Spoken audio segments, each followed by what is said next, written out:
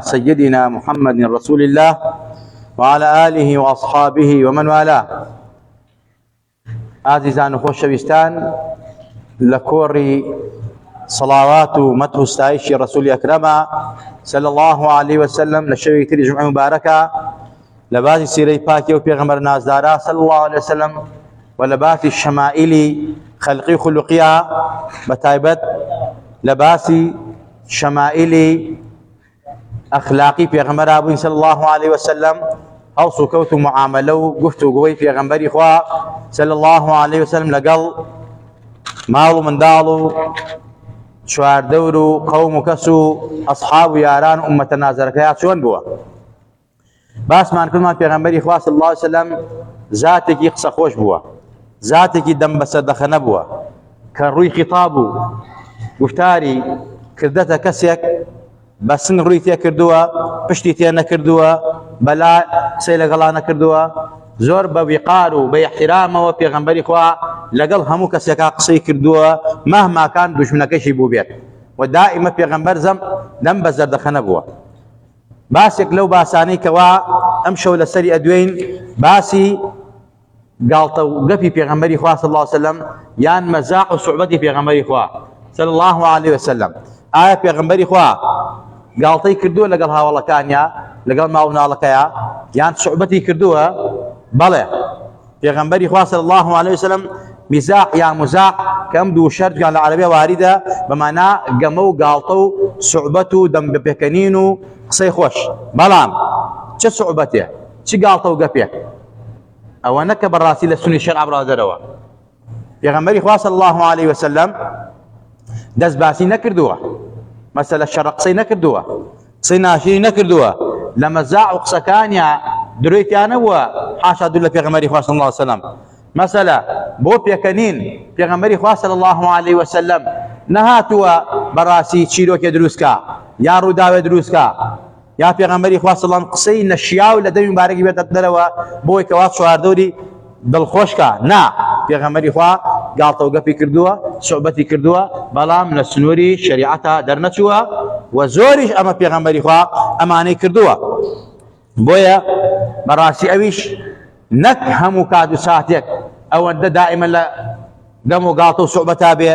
مەسەلە ئینسان خوا لە یاد کا. ئیمامی نەووی ڕەزا ڕەحمەتی خوای لەسەر بێ فەرمێت مەزاح و گەم و گاڵتە و ئەمانە دروستە لە سنووری شەرع بێ بە مەرجێک ئینسان وا لێ نەکا دائما مەزاحکە گەم و گاڵتە بکە وای لێ بێ بەڕاستی ئیتر دڵی بمرێت چونکە پێکەنینی زۆر بەڕاستی دڵ ئەمرێنێ ئینسانی موسڵمان با پێ بکەنێ بەڵام وتمان پێکەنینەکەی زۆر نەبێ دائما لە پێکەنین نابێ خوای لە یاد کە قەبر لە یاد کە مەسەلە وای لێ بێ ئیتر دڵی بمرێ زاکر نەبێ و لە زکر دوور کەوێتەوە لەخوا غافڵ بێت. پێغەمبەری خوا صلی الله علیه وسلم بە مامناوەند بووە لەم کارەیە. حەزەتی ئەنەسی کوڕی مالیک خزمەتکارێکی بسکۆلەی پێغەمبەری خوا بە صلی الله علیه وسلم خۆی فەرمێ کا ئەو ڕۆژەی پێغەمبەری خوا وەفاتی فەرموو ئێستەش پێغەمبەری خوا شتێکی نەدا لە دڵم برینداری کە هیچ کاتێک پێغەمبەرم نەبینیوە بەڕاستی لەگەڵ ئێمە تووڕە بێ یا لەگەڵ ماڵ و منداڵیە بە شێوازێک کە ئینسان ناڕەحەت بێ. پێغەمبەری خوا دائیمە کە قسەیە کرد دەمی بە پێکەنینەوە بەوە دەم بە زەردەخەنە بۆ پێغەمبەری نازدار سەڵات و سەلامی لەسەر بێ. حتا فەرمێت نەک لەگەر گەورەکانە نەک لەگەڵ ماڵ مناڵە بەڵکو لەگەڵ مناڵەکانیشە. جمعەی ڕابردوو باسمان کردمان حەزێنە فەرمێن برایەکی دایکیم هەبوو پێغەمبەری خوا هاو بە ماڵمان سوعبەتی لەگەڵا کرد جارێکیان چۆلەکەی مردبوو مردار بووە پێغەمبەری خوا فەرمی یا ئەبا عومەیر ما فعل النغیر ئەی ئەبا عومەیر ئەوە چۆلەکە چی لێ هاو گەم و گاڵتە لەگەڵا کرد پێغەمبەر دڵی خۆشە کرد. ئینجا فەرمێت ڕۆژە پێغەمبەری خوا فەرمووی یا ذا الأذنين ئەی خاوەنی دوو گوێ. تەوان ئەمە وشەیەکی سوعبەتە پێغەمبەری خوا بەکاری هێناوە و لە ماو زانە فەرموویانە ئەمە پێغەمبەری خوا یمازحه یعنی لەگەڵ حەزی ئەناسا گەم و گاڵتەی کردووە یعنی پێی خۆش بووە بەو شێوازە باینیکا فەرمێتی ئەی خاوەن دوو گوێ. ولما هەندێک شەیان کردەوە فەرمیان ئەمانی زۆر گوێگری پێغەمبەر بووە صلی الله عليه وسلم. بۆیە پێغەمبەری خوا فەرمێتی ئەی خاوەن دوو گوێ. مەسەلە اینجا فەرمێت حەزەتی ئەنەس ڕزا ڕەحمەتی خوای لەسەر بێ ئەفەرمێت پێغەمبەری خوا صلی الله علیه وسلم لەگەڵ منداڵانە ئەو من براکەی خۆم شاهیدم لەسەری باقی مناڵانی کۆڵان ناو مەدینە ئەگەشتن بە پێغەمبەری خوا خۆیان بەڕووی پێغەمبەری خوا چون ئەوەندە پێغەمبەریان خۆشەویست چونکە پێغەمبەری خوا گەمە و گاڵتە و سوعبەتی لەگەڵاکردن و دڵی خۆش ئەکردن. حتى أبو هريرة رضي الله عنه سلبي فرميت قالوا يا رسول الله صلى الله عليه وسلم إنك تداعبنا قال إني لا أقول إلا حقا. أي پیغمبر تو گم غلط ما لگلاك صعوبت ما لگلاك شلون أبي پیغمبر خوا وابكا حضرت پیغمبر خوا فرمي براسي بلا من صعوبت أنا لگلاك بلا من حق نبي براسي شتيت النالم يعني أويك لقلت أنا صعوبت جاكم وقام قالتكم شتي راسي شتي حقلم شتي ناحقي وأمانة بدوي من الناية بو صعوبت كردنو أمانة. حتى پیغمبر خوا أما كابرايا كادر تني پیغمبر خوا حضرت أنس فرميت أن رجلا استحمل رسول الله صلى الله عليه وسلم فقال إني حاملك على ولد ناقة. أي پیغمبر خوا بس كمشترك من بيتيه پیغمبر خوا فرمي بس كمشترك في آدم كابرا فرمي فقال يا رسول الله ما أصنع بي ولد ناقة من شيبكم لا بس كوشتري من أمي باري اللي باركم هم سركم من علقاني سركم براسي بور روش خزمتي الروشاني هم بكاري بينهم پیغمبر خوا فرمي فقال وهل تلد الإبل إلا النوق پیغمبر خوا فرمي جا وشتري هر بس كوشتري نابي اگر گوش گیرک گور ابو بيت هر بس كوشتري يعني براسي سون تشبيهنا وشون كابرا بتمن بيو كسيك بيبل ولا يعني بكم القابل يا بالرفيق بلا ولا من يهتيهم يعني هتيهم باوكينية يعني خو جور ابو ولا ودر شو اما بابي صعوبته پیغمبر خواهش فرمي براسي هر بس كوشتري ابي بوشتر او وشتري هر بس كوشتري اي لا تشيبوا اي لا وشتر نبوا اما وكو صعوبت پیغمبر خواه لقل كابرا كردي او كان ما لطافي قصه كذني پیغمبر خواه ابو صلى الله عليه وسلم. حضرت انس فرميت ان رجلا من اهل الباديه كان اسمه زاهرا كابرا دشتكي اسم ناوي زاهر بو ها وقت نبي پیغمبر خواه صلى الله عليه وسلم وكان يهدي الى النبي صلى الله عليه وسلم هديه من الباديه مجاريه هديه دياري بو پیغمبر خواه انا لا اواني كواشتي لا كان بو كشارتي انا بو وكو رونا كرو وكو مسلي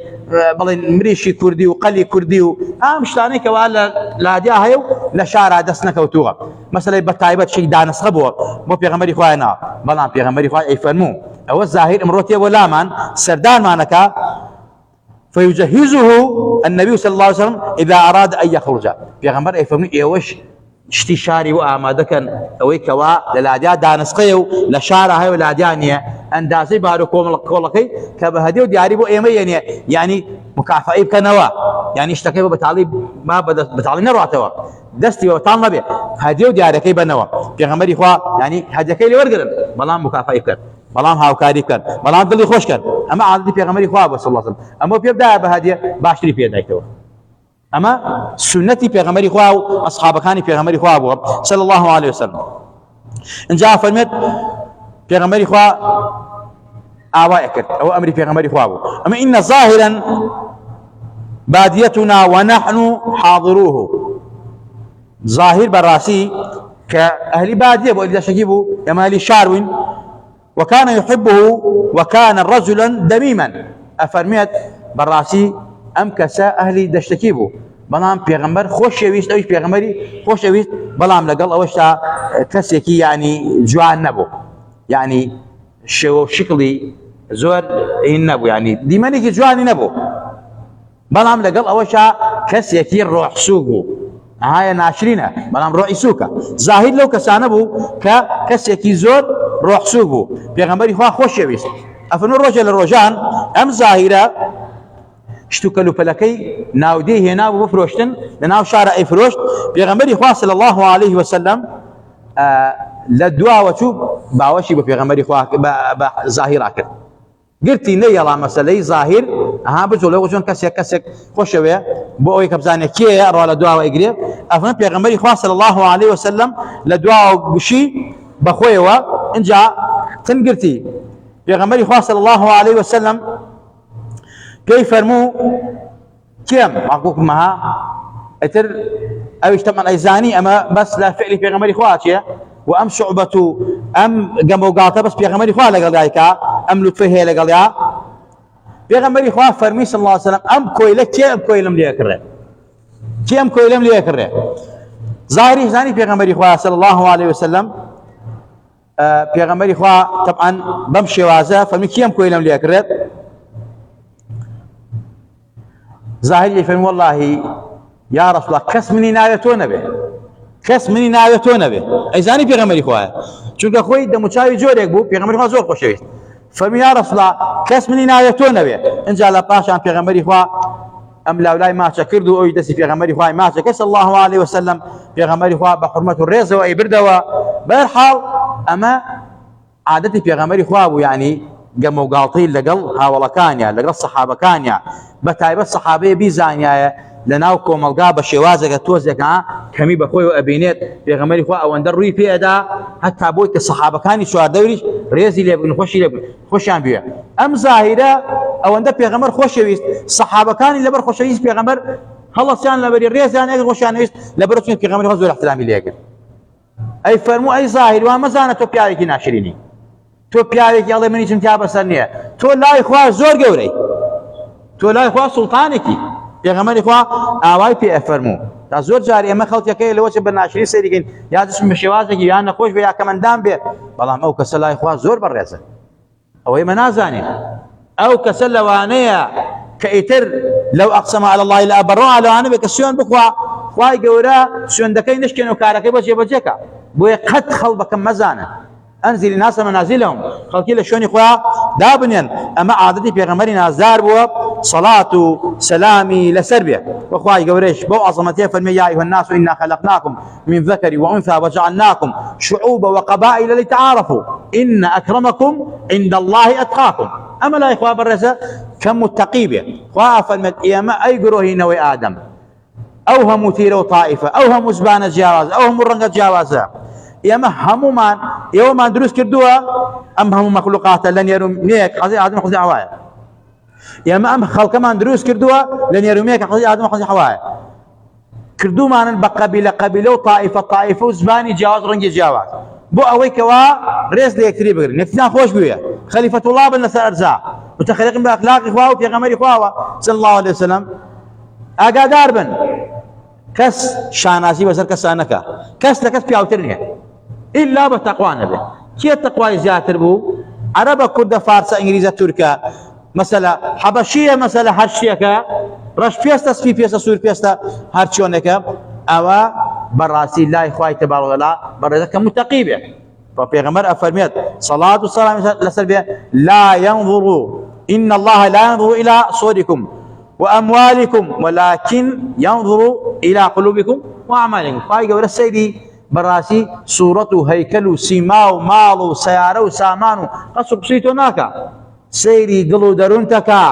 چندي باكا و چندي محبتي خواهو پیغمبري خواهو خلقي خواهي تايا چند نرمونيانا چند دل باكا چون دور لا حسادة بخالة بغض أمانة وهروها سيري كردوكان وعمل موافقية تقريبا آيزان خوش ويستان حضرتي حسنة فرميت بيرشنك جاري هذا من پیغمبري خوا صلى الله عليه وسلم فقالت يا رسول الله ادعو الله أي يدخلني الجنة أي پیغمبري خوا دعاء بك خوا بخاطر باشتو بيرشنك بو پیغمبري خوا فرمي صلى الله عليه وسلم يا أم فلان إن الجنة لا تدخلها عجوز أي دايجي فلان بيرشن والله نار باشتو بيرشن نسيكت بقريان نار حدو بيتاقدو فرمي يا رسول الله أي شون بيرش ناراض باش فرمي والله بيرش ناراض باش تو بيرش نغزون ناراض بو پیغمبري خوا فرمي ولا ناراض مبا مجري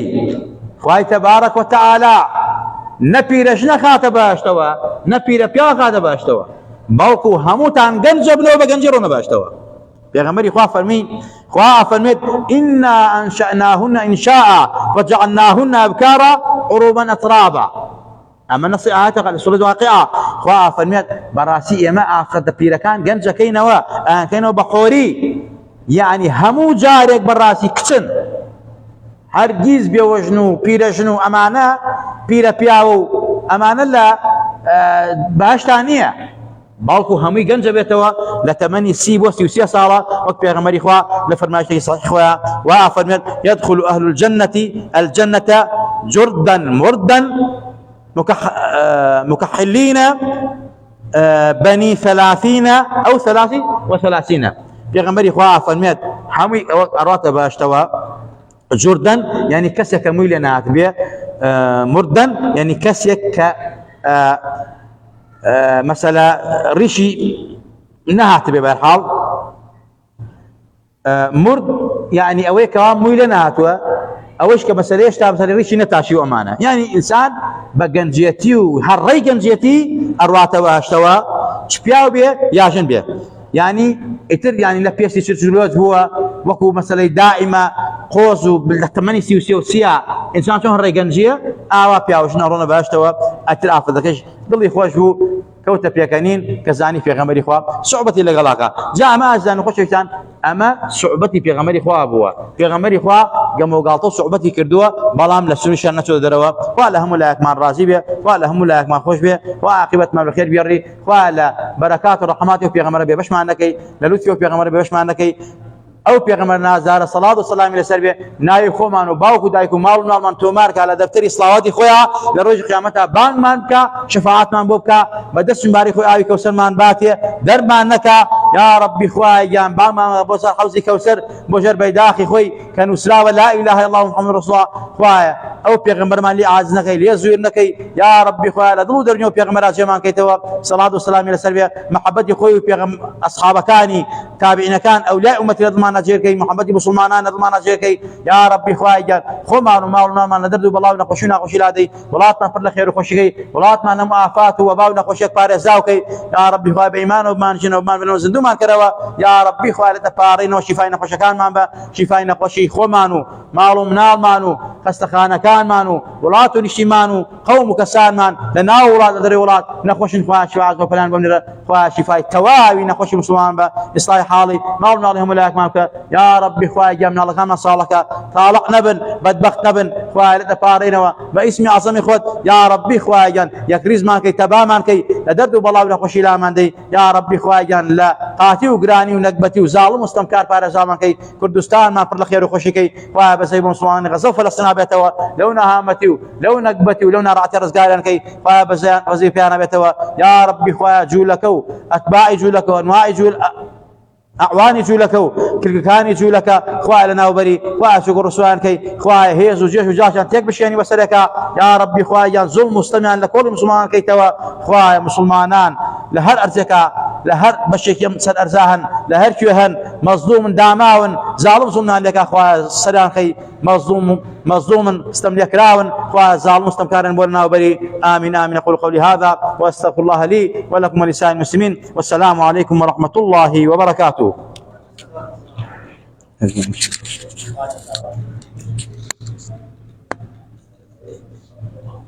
Oh.